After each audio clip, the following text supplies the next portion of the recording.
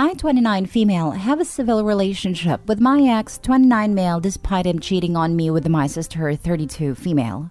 My sister is now demanding I have a relationship with her too. I, 29 female, I'm the youngest of 4. I have a brother, 35 male, and twin siblings, 32 male and 32 female. This is about my sister. Buckle up, this is a long one. From the moment I could remember, my sister has always hated me. Not the typical hate between siblings, but true hate. Everything I did, she had to outdo. Every boy I liked, she had to have first. She has gone out of her way to bully me more times than I can remember. The only people who stepped in were my brothers. My father was absent due to his work, and my mother clearly had a favorite, and that wasn't me. I learned early on that I needed to protect myself, and if it wasn't for my brother and best friend, 29 male, I'm pretty sure my self-esteem would have plummeted. The stories I have relating to my sisters and mother's abuse could be written into a novel, and there's far too many. Anyway, fast forward to my college days when I kept low contact with my mother and no contact with my sister. I met a guy. We dated for 2 years.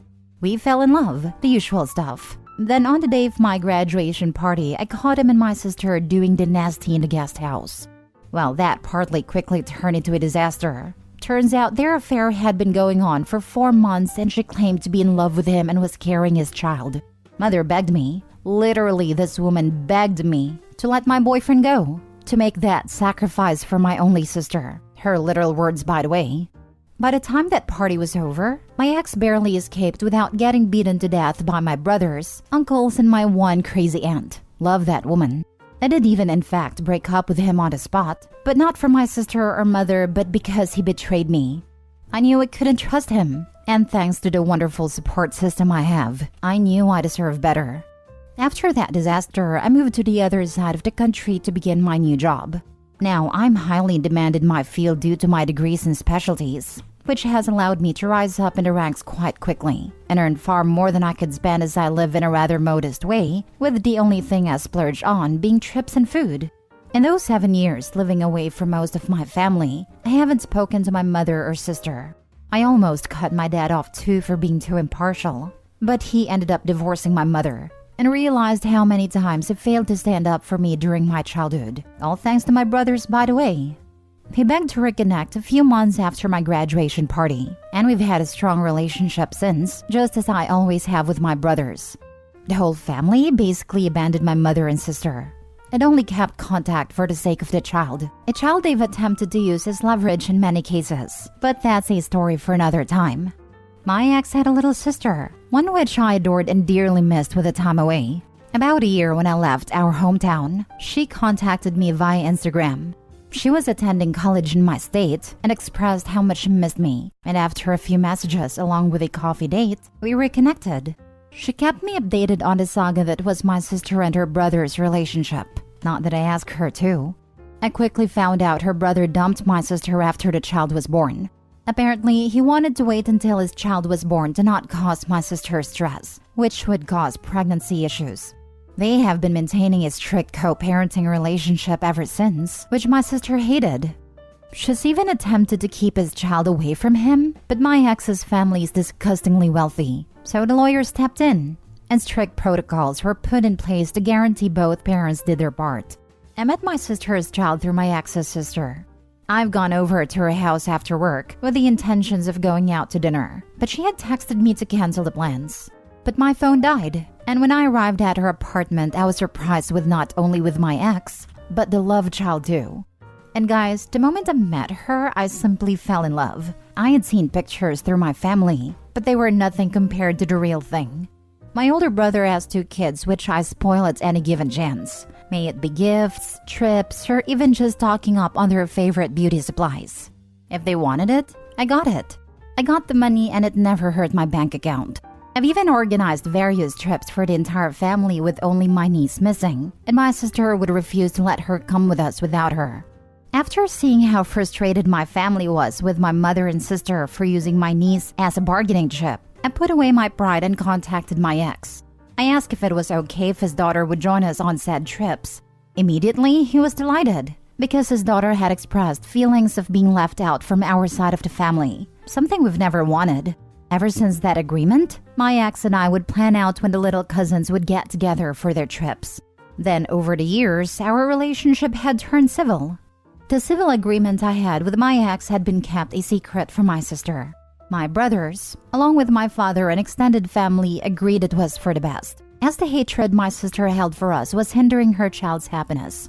But she recently found out after snooping through a family's Instagram page and seeing her daughter with us on a trip to Disneyland. She confronted us at my brother's house when he was hosting a barbecue. She demanded the same level of respect and forgiveness I gave to my ex, and when I refused, she called me a hypocrite and a-hole. Truth be told, I have forgiven my ex, and my sister too, for everything they've done to me. However, I simply don't want my sister in my life, and my family agrees. They've all had their fair share of drama with her and my mother. They've burned down far too many bridges, and if it wasn't for my niece, they would have been cut off too from the family. I could have been somewhat civil to my sister after the affair. However, unlike my ex, she acted as if I was the affair partner, as if I was the one who stole everything from her. She's never once apologized, took the blame, or even have a little shame. I don't want anything to do with her. I barely want a relationship with my ex, but he understands I'm only doing this for my niece. I don't want her to feel unwanted and unloved, and with her mother being my sister and her grandmother being my mother, she has a very high chance of that. I do, however, want to keep my niece happy, and perhaps her relationship with her mother may do that? Now for the top advice. There is no way, there is never a way to have a healthy relationship with people like your sister. Even trying would just make her get even more demanding and would start her trying to use her daughter as a weapon to control you the way she did your ex. Honestly, I discussed this with your ex, since he's been the one your arrangement is with, and he also has experience dealing with your sister's BS. Tell him you want to continue your relationship with your niece, but don't want any trouble starting with her mother. So you leave it up to him to decide how to navigate the situation. I've had this discussion with my ex. He's more than happy to keep it going, but I feel as though it will only cause more issues in the future. My family and I have come to an agreement to let this whole thing play out without interferences. As much as we want our niece to feel included in the family, we fear our sister would do something crazy just to prevent that. Nah, your ex has legal rights and a good lawyer. She tries to pull something up, she'll end up losing more stuff. She knows this. OP, your sister is just going to use and manipulate you again, as she has done so much in the past. When your brothers are saying to stay away from her, listen to them since they are closer to everything than you are. You are best off simply going through your ex to see your niece. Your sister is simply toxic. You can tell your sister that you forgave her long ago, but you'll never trust her, and she'll never be your friend. I'm thinking of just keeping my distance. If my niece decides she wants to have a relationship with me when she's 18, then I'll make contact then. I just didn't want her growing up thinking her mother's family didn't love her. It's a crappy feeling, and with the poison her grandmother and mother are definitely feeding to her, I can very well see her hating her cousins and uncles and aunties when she's older. You need to be careful for not letting them turning her like your sister and do the same stuff to her cousins. The father has his rights and time with his daughter, so when he has her, spend family time with her and don't care about those two crazies. You have the support of all the family, so do it. And if your supposed mother and sister continue to attack you, go through legal actions and they will shut it. I think you need to butt out completely. This is not your child, and you are stepping out of your lane. If your mother did what you were doing, this would be all over just no mother-in-law, with everybody saying your mother was overstepping her lane and she had no rights to that child. Right or wrong, none of you have a right to time with that child. What you are doing is called parental alienation. As for your sister, she is clearly a piece of work. Tell her to get lost, but leave her child alone. Last story. Told my sister she doesn't deserve to be a mother on Mother's Day. I, 19 female, told my sister, 30 female, that she doesn't deserve to be a mother on Mother's Day. My nephew is currently 3 years old, and she barely treats him like a son, but rather an accessory. She's constantly in social media, flaunting her motherhood.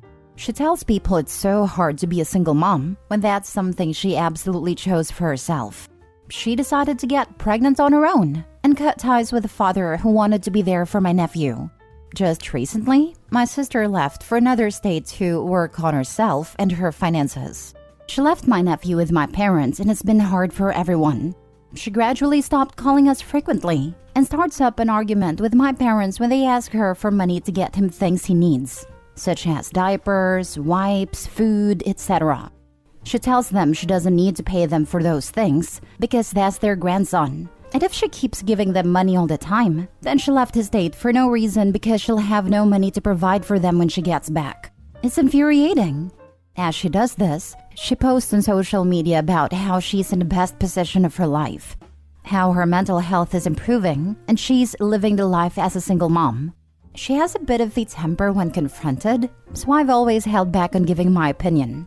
But just before Mother's Day came around, my dad offered to take my nephew to her so she could be with her son. Mind you, she hasn't seen him in around 4 months. My dad asked her for the address and just stopped answering him. I messaged her and asked her where she was, and she replied that she was in a further state than she previously said. It seemed as if she didn't want to get a visit from my dad and her son. When Mother's Day came around, she posted a celebration with her friends at a club. I deserve this. Happy Mother's Day to me. I got fed up with this and told her she didn't deserve to be a mother. I told her that she doesn't deserve to have such a beautiful son and he's going to absolutely hate her and forget her when he begins to understand why she isn't around. My parents said I was wrong about this. Edit, I'd like to make a few things clear. The father is not in the picture. He met my nephew just once when he was 1. He had the interest to be in his life to create one with my sister, not for the well-being of my nephew. He's just as bad, I believe. My parents definitely do enable her toxic behaviors, which is why this is such a complex case. Although she's 30, she acts like a child. She acts very entitled to my parents' money and help, which has made it easy for her to abandon my nephew to them. My mom loves my nephew like he's her own son, and the reason they got upset with me was because they didn't want me to challenge her to come back. My nephew prefers my mother much more. Their bond is inseparable, and everyone's afraid of her taking him away.